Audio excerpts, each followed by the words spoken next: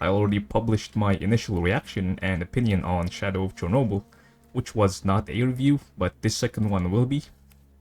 So I just finished playing Stalker Clear Sky, which came out a year after Shadow of Chernobyl. Now I played Clear Sky with the Clear Sky Complete mod, just so you all know, and I will be linking the mod in the description so you folks can check it out. So with the mod, the game's graphics is pretty much similar to Shadow of Chernobyl starter pack, and it's still the same very dark and very gritty and very grainy graphics, which fits Stalker's overall vibe. And with Clear Sky, the graphics are only a little bit better, barely only noticeable.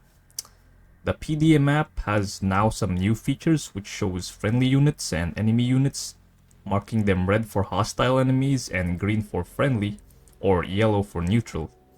The map also shows their movements as to where they're heading, so I think this for me is a miss, since I think it reveals way too much information, since in Shadow of Chernobyl you tend to encounter things a lot more unexpectedly and react to the developing situation, which I think fits quite well with Stalker. The game also introduced faction wars, which you get to experience at the start of the game, fighting for the Clear Sky faction. I didn't really dabble much with joining any different factions in the game since my character is a mercenary, but the whole choice is there at least. The gunplay definitely improved with Clear Sky, but still a little bit flawed since Shadow of Chernobyl. The gun's condition eroded slowly, and from time to time the gun would jam, but in Clear Sky it's more complicated. The weapon condition erodes more faster, the weapons jam more often, and the lower the condition of the weapon, the more the weapon jams. And not only that, it affects the gun's overall accuracy, from shooting straight to developing random spray patterns, which is pretty much a waste of ammo. I have mostly died many times thanks to the gun jamming, so keeping your weapon condition in tip-top shape is an absolute in the game.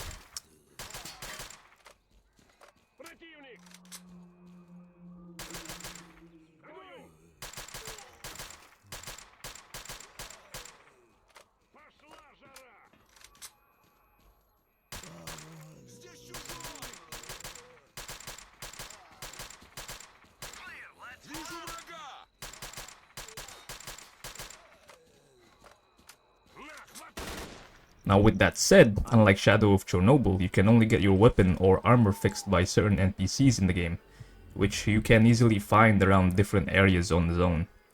These NPCs also provide upgrades to both weapons and body armor. These NPCs will provide you with tasks of collecting upgrade schematics to help them better improve your gear.